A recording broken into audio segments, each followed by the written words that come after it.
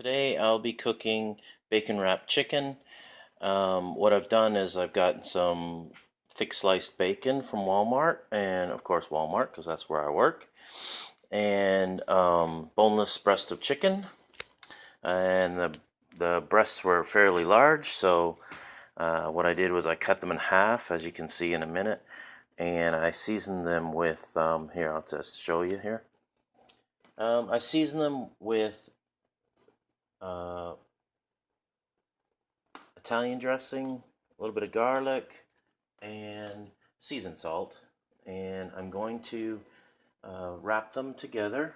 It looks like that when you're done. I put a toothpick on each end only because it tends to stay on when you're grilling them. It tends to stay together a little bit better if you just put a toothpick in there. It's easy enough to take them out. I'm going to put some lime juice in there after, and some sun-dried tomato Italian dressing, which it's one of my favorites. You can just use regular Italian dressing or whatever kind of marinade liquid you want to use. I'm going to add some stuff just to get rid of it.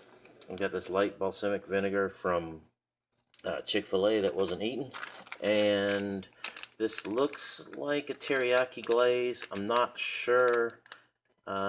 Still not sure if I'm going to add that or not. Might be just too many flavors going on. Alright, and then I'll show you later on the grill when we start to grill. Okay. 2 is the marinade, and I'm going to show you here in a second what I've done.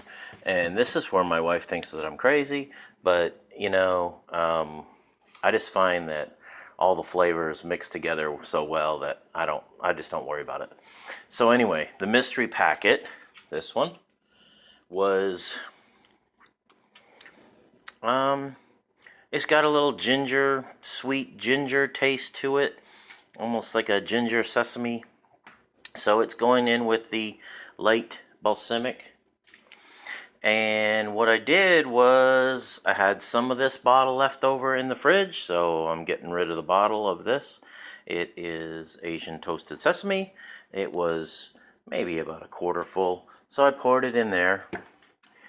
I'm gonna put some Worcestershire sauce in, Worcestershire, because you know everything's better with Worcestershire on it.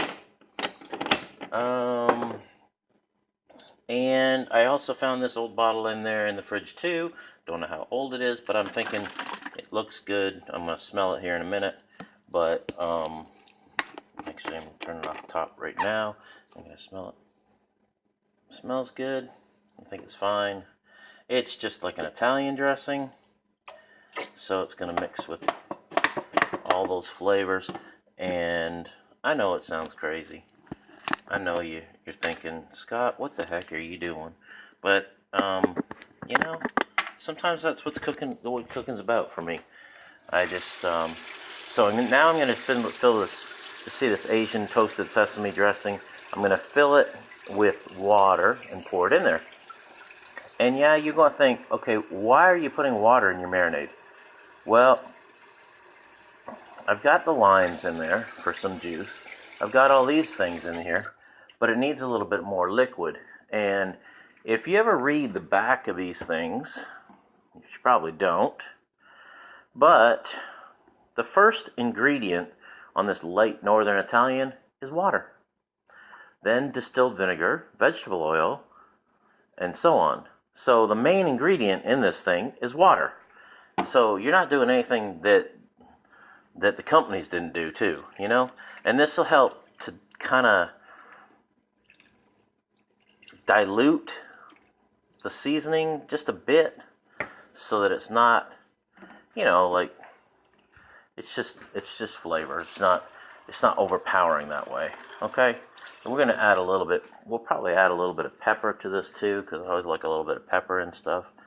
I'd love to add hot sauce, but I really just don't think hot sauce and like a sesame type flavor is going to go. So I'm not going to do that. Let's just give it a couple shakes of pepper in there, just because. Alright, so here's what it looks like. Sort of just brown goo, right? I might add a little bit more seasoned salt because it really doesn't look that seasony. Just a touch, because I know that I know the bacon's gonna have salt on it too, and I already did that earlier to the roll. So we have one that's not down in the water yet. So let's try and squish these a little bit down here. There we go. That's better. Now, as you can see on the clock, it's 2:40. This is just going to marinate for about 2.5 hours. I'm going to start cooking at about 5, I think. Okay, and that's it. The third installment of the bacon wrapped chicken. They're on the grill now. The corn is about to start boiling soon. I don't want to cook it too soon because these aren't even close to being done.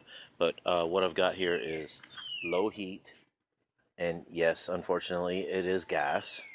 But that's what I've got to deal with right now. But sometimes it helps to have a beverage with you so that, you know, it keeps you occupied while you're waiting. But as you can see, I try and put most of them at the top, and I've got this side turned off, but I've got them at the top because I want to go low and slow.